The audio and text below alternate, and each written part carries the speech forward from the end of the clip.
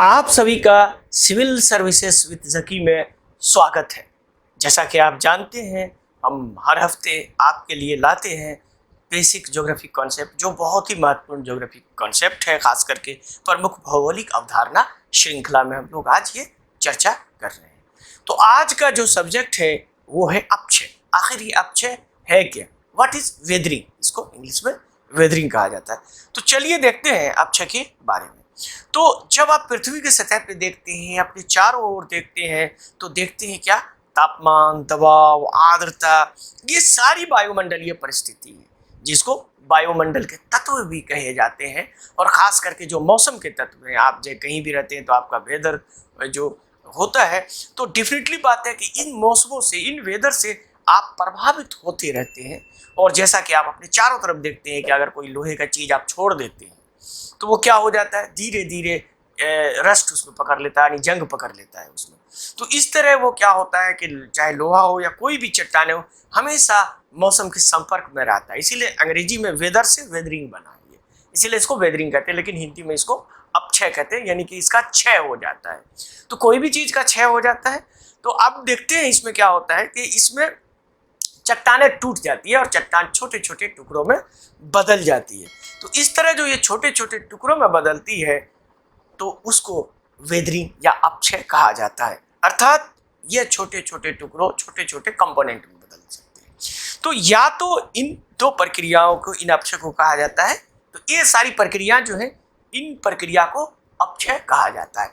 अब ये दो प्रकार के मुख्य होते हैं, एक भौतिक और दूसरा रासायनिक अपक्षय में इसको विभाजित कर सकते हैं।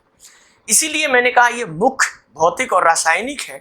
इसके अतिरिक्त आप कहेंगे कि जैविक भी होता है, लेकिन जैविक जो होता है उसको फिर हम दो कैटेगरी में ही रख सकते हैं। जैसे कोई भी जीव, चाहे वो जड़ जमीन को तोड़ दे या कोई गड्ढा खोदने वाला जीव करे, तो या तो वो क्या करते हैं, भौतिक रूप से उसको अलग कर देते हैं फिजिकली, तो वो फिर भौतिक अपक्षय में आ जाएगा।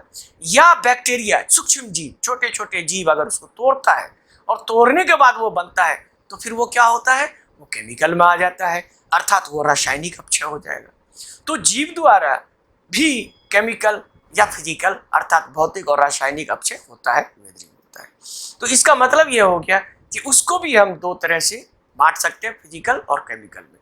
तो इसी तरह अगर हम देखें तो मुख्यतः ये फिजिकल और केमिकल प्रकार के होते हैं। तो चलिए देखते हैं कि ये जो अपक्षय है, इस अपक्षय के कौन कौन से कारक हैं। तो देखते हैं अपक्षय के कारक, बेसिकली वेदरिंग एजेंट, यानी कौन से एजेंट है जिसे वेदर होते हैं। तो पहला जो आप देखेंगे, मूल रूप से ये वायुमंडलीय होते हैं। जैसा कि मैंने बताया कि मौसम की वजह से होते हैं, इसीलिए इसको वेदरिंग कहा जाता है, मौसम की वजह से। चूंकि यह गैसीय है, इसीलिए वायुमंडल के आधारशिला पर सभी दरारों में आसानी से प्रवेश कर जाते हैं। यानी जो वायुमंडलीय है उसमें आधार, जिसको ज्वाइंट बोला जाता है, ओपनिंग बोला जाता है, छिद्र छोटे छोटे होते हैं। आप देखेंगे कोई भी रॉक में छोटे छोटे छिद्र होंगे, उसी छिद्र के द्वारा ये वायुमंडलीय तत्व इसमें जाते हैं। अब ये ओपनिंग कितने प्रकार के होते हैं, ये छिद्र किस तरह से काम करते हैं, ये केमिकल वेदरिंग किस तरह से होता है, केमिकल वेदरिंग के कितने प्रकार हैं, ये सारी चीज जानने के लिए आप हमारे ऑप्शनल क्लास, अर्थात वैकल्पिक विषय का क्लास अभी मुखर्जी नगर में हमारा चल ही रहा है, अभी जस्ट शुरू ही हुआ है। तो आप लोग जो भी ज्योग्राफी से इंटरेस्टेड हैं बच्चे, वो ऑप्शनल क्लास में ले सकते हैं। उसका लिंक हम नीचे दे देंगे अपने कोचिंग का। कोचिंग काफ़ी प्रसिद्ध कोचिंग में से एक कोचिंग है, 25 सालों से वो मुखर्जी नगर में कार्य कर रहे हैं, तो आप उसका लिंक दे देंगे। उसके साथ ही अभी आपको हमारे सामने एक नंबर फ्लैश होगा, वो नंबर से आप हमें डायरेक्ट भी संपर्क कर सकते हैं। आप डायरेक्ट हमें पूछ सकते हैं कि हम सर ऑप्शनल के लिए क्या करें। तो ऑप्शनल ज्योग्राफी बहुत ही फायदेमंद है, इसलिए कि आपको एक तो पीटी में बहुत ही महत्वपूर्ण जो टफ से टफ सवाल होगा आप ज्योग्राफी में कर पाएंगे, उसके साथ ही मुख्य परीक्षा में जो पर्यावरण वाला मुद्दा है वो भी आपको ज्योग्राफी में हल हो जाता है, और ज्योग्राफी का तो एक स्पेशल है ही। तो इसीलिए ज्योग्राफी काफ़ी महत्वपूर्ण है। तो देखेंगे कि इसमें अगर रासायनिक दृष्टिकोण से देखें, तो जैसा कि मैंने बताया केमिकल और फिजिकल होता है। तो रासायनिक दृष्टिकोण से देखें तो ऑक्सीजन, कार्बन डाइऑक्साइड और जलवाष्प, यानी वाटर वेपर, ये तीन चीज केमिकली वेदर्ड करता है, यानी कि उसको अपक्षयित करके उसको निकालता है छोटे छोटे टुकड़े में जो बंटते हैं। इसके अतिरिक्त हम देखेंगे तो तापमान परिवर्तन भी बहुत बड़ा कारण है। खास करके फिजिकल वेदरिंग की बात अगर हम लोग करें भौतिक अपक्षय की, तो उसमें तापमान से बहुत ही फर्क पड़ता है। चूंकि जानते हैं गर्म होता है तो कोई चीज फैलता है, ठंडा होता है तो सिकुड़ता है, जिसके कारण ये चट्टानें टूटती हैं। और ये जब टूटती है तो इसमें सबसे महत्वपूर्ण है पानी। जब पानी नीचे चला जाता है तो वो जो बेड रॉक होता है, जिसको आधारशिला कह सकते हैं, उसके छिद्र में काफी अंदर तक ये चला जाता है। उसी तरह जैविक कारक भी है, अजैविक कारक भी इसमें योगदान देते हैं। और बहुत हद तक जैसे कि मैंने बताया कि जानवरों की गतिविधि, पौधे के जड़ के प्रभाव, इसी तरह से लेकिन विशेष रूप से देखेंगे जो रासायनिक पदार्थों का उत्पादन जो होता है इन बैक्टीरिया का या माइक्रोब्स द्वारा, जो सूक्ष्म जीव है उसके द्वारा, या कुछ पौधे द्वारा जो सर्टेन माइक्रोब्स होता है जिसमें लाइकेंस वगैरह आता है, तो ये सारी चीज़ों के द्वारा जो अपक्षय होता है वो भी जैविक अपक्षय होता है। और जैविक अपक्षय को जैसा कि मैंने बताया कि जैविक अपक्षय या तो दो तरीके से हो सकते हैं, या तो फिजिकली उसको तोड़ दिया जाता है रॉक को, या केमिकली उसको डिवाइड किया, यानी भौतिक रूप से या रासायनिक रूप से। तो ये था, आप देखेंगे कि ये प्रमुख कारक था और वेदरिंग इसको कहते हैं। अब वेदरिंग के कई प्रकार होते हैं, जैसे कि मैंने बताया कि वेदरिंग के कई प्रकार होते हैं। इसके लिए आप हमसे मिल सकते हैं, आप डायरेक्ट क्लास में आप आ सकते हैं, आप हमसे डायरेक्ट क्वेश्चन पूछ सकते हैं।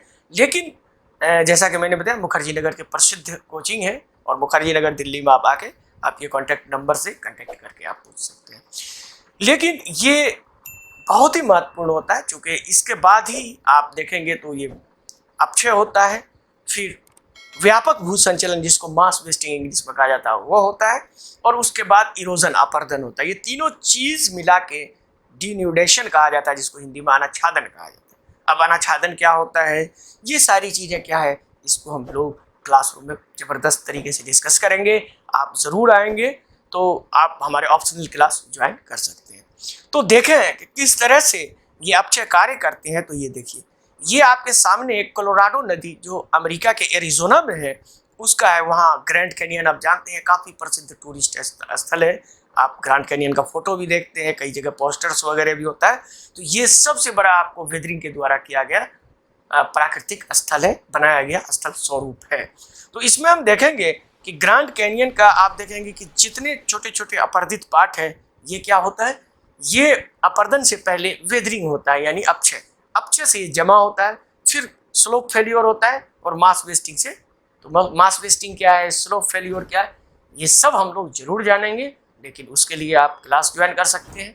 इसके अतिरिक्त आप हमारे इस सीरीज़ को भी देख सकते हैं, और इस सीरीज में हम और मास वेस्टिंग पे भी लाएंगे, सारी चीज़ों पे लाएंगे। तो इसके लिए आप हमारे चैनल को ज़रूर सब्सक्राइब करें, क्योंकि मेजर कंसेप्ट में सभी मेजर कंसेप्ट जो ज्योग्राफी में है खास करके वो दिया जाएगा। अभी हम जियोमॉर्फोलॉजी कर रहे हैं, इसके बाद क्लाइमेटोलॉजी होगा, और हम ये कोशिश करेंगे कि जितने भी मेजर कॉन्सेप्ट है ज्योग्राफी में सब इस सीरीज़ में आपको कवर हम करेंगे।